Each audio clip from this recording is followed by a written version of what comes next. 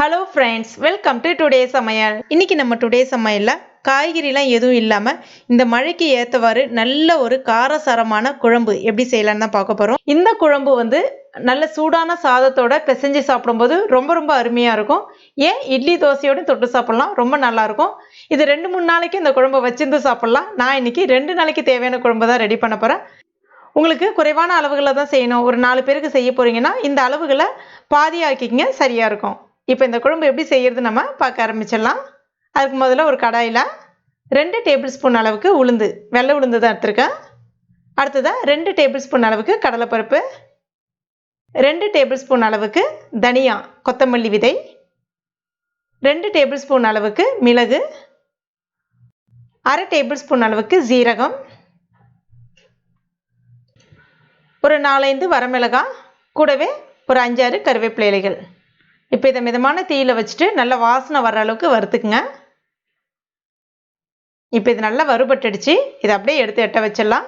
அடுத்ததாக ஒரு ஸ்பூன் எண்ணெய் சேர்த்துட்டு 1/2 கப் அளவுக்கு தேங்காய் எடுத்துருக்கேன், அதையும் சேர்த்துட்டு அந்த தேங்காய் கொஞ்சம் சிவந்து வர்ற அளவுக்கு வறுத்துக்குங்க. தேங்காய் வறுபட்டுடுச்சு. இப்போ இதையும் நம்ம எடுத்து எட்ட வச்சிடலாம். இப்போ வறுத்து வச்சிருக்கிறது எல்லாமே நல்லா ஆற வச்சு எடுத்து வச்சுக்கோங்க. இப்போ இதை மிக்சி ஜாரில் சேர்த்துக்குங்க. இப்போ இதில் தண்ணிக்கு பதிலாக புளி, ஒரு மீடியம் சைஸ் நெல்லிக்காய் சைஸ் அளவுக்கு உள்ள புளியை தண்ணியில் ஊற வச்சுட்டு கரைச்சிட்டு வடிகட்டி எடுத்து வச்சுருக்கேன். அந்த தண்ணியை சேர்த்துட்டு நல்லா ஸ்மூத்தாக அரைச்சி எடுத்துங்க. நல்லா மைய அரைக்கணும். அடுத்ததாக ஒரு கடாயில் 2 டேபிள் ஸ்பூன் அளவுக்கு எண்ணெய் சேர்த்துக்குங்க. நல்லெண்ணெய் சேர்த்து சேர்த்திங்கன்னா ரொம்ப அருமையாக இருக்கும். கூடவே 1/2 ஸ்பூன் கடுகு, 1/4 ஸ்பூன் உளுந்தப்பருப்பு சேர்த்துக்குங்க. இதெல்லாம் கொஞ்சம் பொரிஞ்சு வந்த பிறகு கொஞ்சமாக கருவேப்பிலை இலைகள், கொஞ்சமாக பெருங்காயப்பொடி சேர்த்துக்குங்க.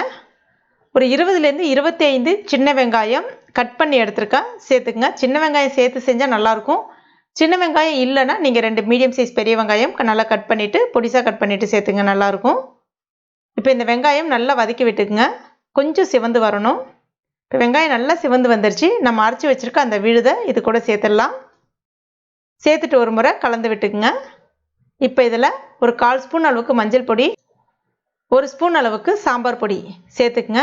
குழம்பு மிளகாய் பொடி இருந்தாலும் நீங்கள் சேர்த்துக்கலாம். தேவையான அளவுக்கு உப்பு சேர்த்துட்டு ஒரு முறை கலந்து விட்டுக்குங்க. இப்போ இதில் தேவையான அளவுக்கு தண்ணி சேர்த்துக்குங்க. ஒரு 1.5 கப்பு இல்லைனா 2 கப் அளவுக்கு தண்ணி சேர்த்துட்டு ஒரு முறை நல்லா கலந்து விட்டுடுங்க. இந்த குழம்பு கொதித்து வர்றதுக்கு சரியாக ஒரு 10 நிமிஷம் எடுத்துக்கும். மீடியம் ஃப்ளேமில் வச்சுக்கோங்க.